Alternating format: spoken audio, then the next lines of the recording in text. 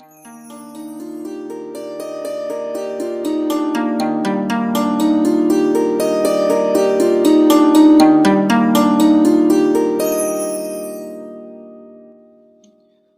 नमः। संस्कृत की इस कक्षा में 10वीं के सभी छात्रों का हार्दिक स्वागत। आज हम तीसरा पाठ पढ़ेंगे, सूक्ति सुधा। सूक्ति का मतलब होता है अच्छा वचन और सुधा मतलब अमृत। अच्छे वचनों का ये अमृत है। कंठस्थीकरणार्थम है, आपको याद करना है, इनको लर्न करना है।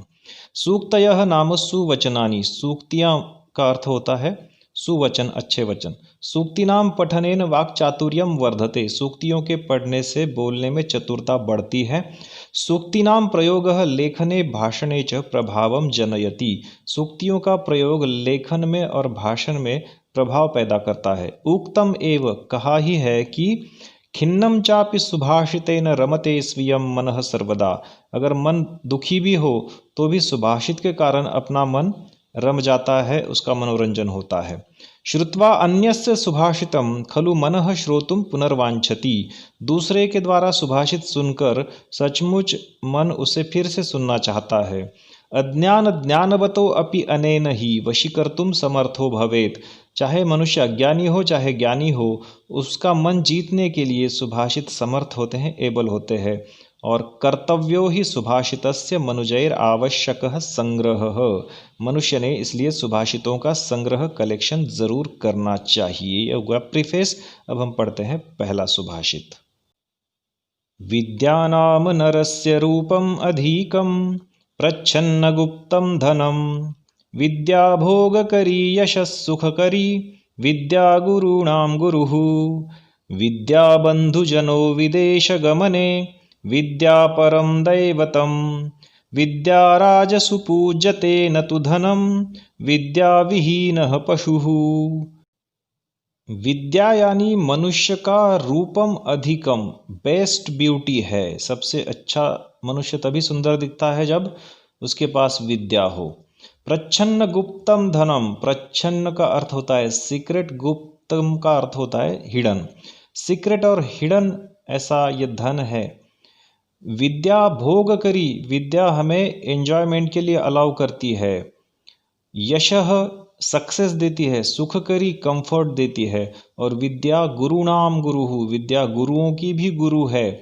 विद्या बंधुजनो विदेश गमने। हम जब विदेश जाते हैं या किसी दूसरे प्रदेश में जाते हैं तो विद्या हमारे लिए बंधुजन है, यानी रिलेटिव है। विद्या परम दैवतम। विद्या इज द अल्टीमेट डेइटी, सबसे बड़ी देवता है। विद्या राजसु पूज्यते न तो धनम। विद्या राजा लोगों में भी पूजी जाती है, ना तो धन पूजा जाता है, क्योंकि सभी राजाओं के पास धन है, लेकिन वही राजा ज़्यादा पूजा जाता है जिसके पास ज़्यादा नॉलेज हो। और विद्या विहीनः पशुः। विद्या जिसके पास नहीं है वो सचमुच क्या है? पशु है, एनिमल है। यहाँ पर आप देखेंगे विद्या विहीनः पशुः, इसका कलर चेंज किया गया है, थोड़ा सा गुलाबी है। तो इसका कारण ये है कि ये जो दो शब्द है ये ज़्यादा चलन में है समाज में। लोगों को पता है कि विद्या विहीनः पशुः जो ज़्यादा यूज़ होता है, जिसको हम इडियम्स, फ्रेजेस कहते हैं, वाक्यांश कहते हैं, मुहावरे कहते हैं। वैसे ये मुहावरे कई भाषाओं में चलते हैं, लेकिन ये पूरा श्लोक पता नहीं होता है लोगों को, इसलिए पूरा श्लोक दे के ये दो शब्दों को गुलाबी किया गया है। यहाँ पे ध्यान दीजिए आप। चलिए बढ़ते आगे। निंदन्तु नीति निपुणा यदि वास्तुवन्तु लक्ष्मीः समाविशतु गच्छतु वा यथेष्टम्। अद्यैव वा मरणमस्तु युगान्तरे वा न्यायात् पथः प्रविचलन्ति पदम न धीराः। नीति निपुण ऐसा शब्द आ रहा है जो एक्सपर्ट होते हैं नीति में, एथिक्स में, कि क्या करना चाहिए क्या नहीं करना चाहिए। एथिक्स में एक्सपर्ट लोग चाहे निंदा करे चाहे स्तुति करे, तारीफ करे। लक्ष्मी ही समाविशतु गच्छतु वा यथेष्टम।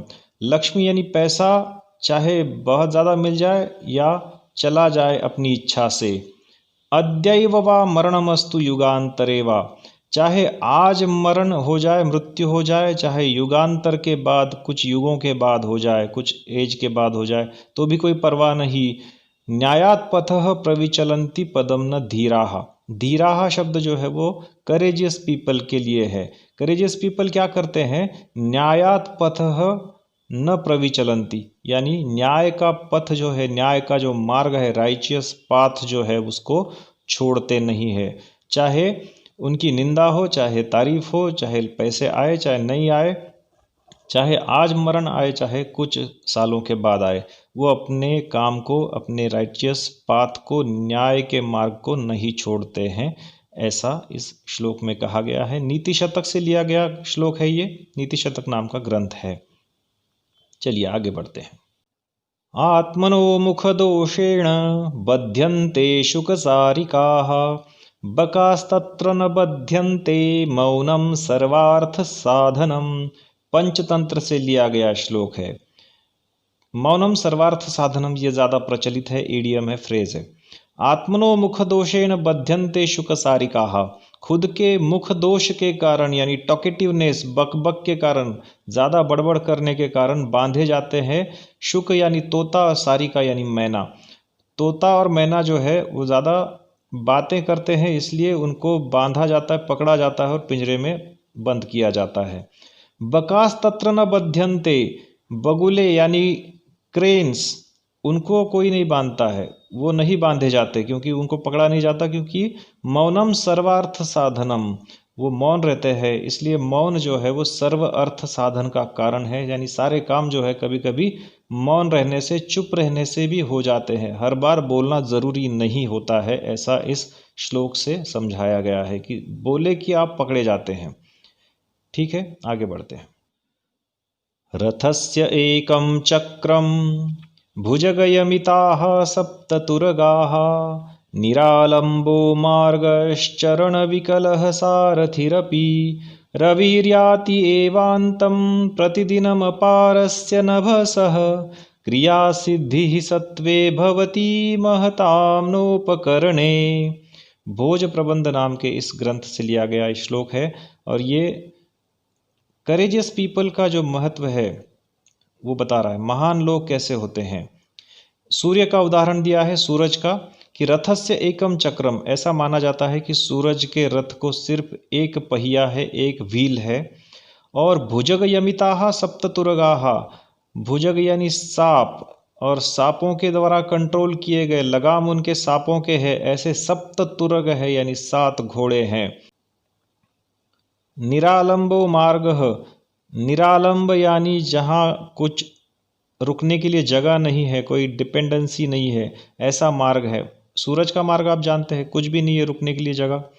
निरालंबो मार्ग चरण विकलः सारथिरपि, चरण से विकल यानी पैरों से अपाहिज सारथी है, उसका ड्राइवर अरुण नाम का है, उसके दोनों पैर लेम है, उसके पैर अपाहिज है, पैर से अपाहिज है, ऐसा कहा जाता है। फिर भी रविर्याति एवांतम, रवि जाता है अंत तक, किसके अंत तक, प्रतिदिनम हर रोज, अपारस्य नभसः, वास्ट जो स्काई है उसके अंत तक रवि हर रोज जाता है। रवि यानी सूर्य, हर रोज आकाश जो वास्ट है, बहुत विस्तीर्ण है, बहुत अनलिमिटेड है, ऐसे आकाश के अंत तक हर रोज सूरज जाता है। कितनी सारी बाधाओं के बावजूद कि उसके रथ को एक पहिया है, उसके 7 घोड़े हैं जो कि सांपों से कंट्रोल किए जाते हैं, सांपों के लगाम है, जिसका मार्ग जो है वो निरालंब है, जिसका कोई आधार नहीं है, निराधार मार्ग है।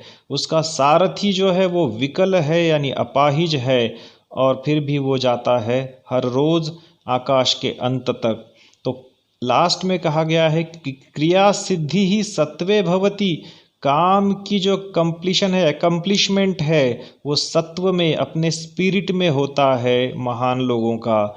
नोपकरणे यानी not dependent on the instruments, instrument पे डिपेंड नहीं करती है उनकी सक्सेस। उनकी सक्सेस किस चीज़ पर डिपेंड करती है, सत्व यानी स्पिरिट, वो चाहते कितनी, उनकी इच्छा शक्ति ज़्यादा है उसके ऊपर डिपेंड करता है। ठीक है।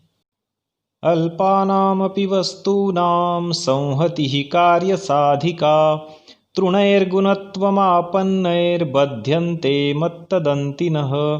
हितोपदेश ग्रंथ से लिया गया श्लोक है। अल्पानाम अपि वस्तुनाम संहति ही कार्य साधिका। इसका अर्थ होता है अल्प यानी छोटी सी भी वस्तुएं अगर है तो उनकी यूनिटी जो है वो काम पूरा कर देती है। उसका उदाहरण दिया है कि तृणैर्गुणत्वम आपन्नैर्बध्यन्ते मत्तदन्तिनः। तृण यानी घास, गुण यानी रोप, आपन्न यानी हो जाना।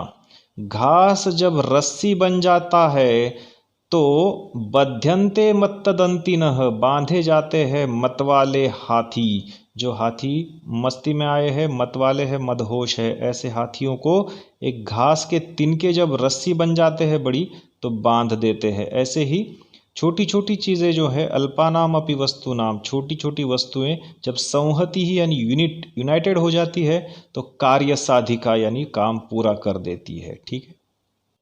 प्रथम वयसि पीतं तोयमल्पं स्मरन्तः शिरसि निहित भारा नारिकेला नराणां ददति जलमनल्पास्वादम् आजीवितान्तं नहि कृतमुपकारं साधवो विस्मरन्ति। नारियल के पेड़ के बारे में कहा गया है और सज्जनों के बारे में भी। प्रथम वयसि पीतम तोयम अल्पम स्मरन्तः। जब छोटे होते हैं नारियल के पेड़ तब जो थोड़ा सा पानी पी लेते हैं उसे वो याद रखते हैं। तोयम यानी पानी, स्मरन्तः याद रखते हैं। शिरसि निहित भारा नारिकेला नराणाम। सर पे निहित भार यानी लोड उठाते हैं नारियलों का मनुष्यों के लिए।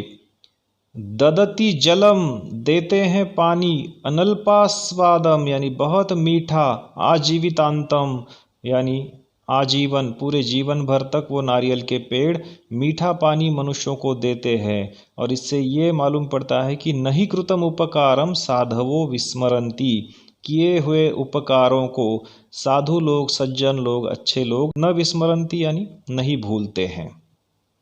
और अंत में एक हास्योक्ति दी है, इसे ज़्यादा सीरियसली मत लेना, क्योंकि लोग कहते हैं कि किसी भी तरह से मनुष्य को फेमस होना चाहिए, प्रसिद्ध होना चाहिए। तो इस श्लोक में कवि जो है वो उपहास कर रहा है, मजाक उड़ा रहा है ऐसे लोगों का। घटम भिन्द्यात् पटम छिन्द्यात् कुर्याद् रासभरोहणम एन केन प्रकारेण प्रसिद्धः पुरुषो भवेत्। घटम यानी मटका, कि मटके फोड़ो चाहे कपड़े फाड़ो। कुर्यात रासभरोहणम, रासभ यानी गधा, गधे के ऊपर आरोहण कर जाओ, बैठ जाओ। एन केन प्रकारेण किसी भी तरह से, प्रसिद्धः पुरुषो भवेत् पुरुष को प्रसिद्ध होना चाहिए, फेमस होना चाहिए। तो ये एन केन प्रकारेण प्रसिद्धः पुरुषो भवेत् ये कहा जाता है, लेकिन उसके लिए क्या घड़े फोड़ना, कपड़े फाड़ना या गधे पर बैठना ज़रूरी है? लेकिन ऐसा करते हैं लोग, इसलिए कवि ने उनका मजाक उड़ाया है कि ऐसा करते हैं लोग, या ऐसा करिए आप अगर प्रसिद्ध होना है, फेमस होना है तो। ये मजाक है, इसको ज़्यादा सीरियसली मत लेना। ठीक है। इसका भाषाभ्यास आप आसानी से सॉल्व कर सकते हैं। हम फिर मिलेंगे अगले वीडियो में, तब तक के लिए पढ़ते रहिए, बढ़ते रहिए। धन्यवाद।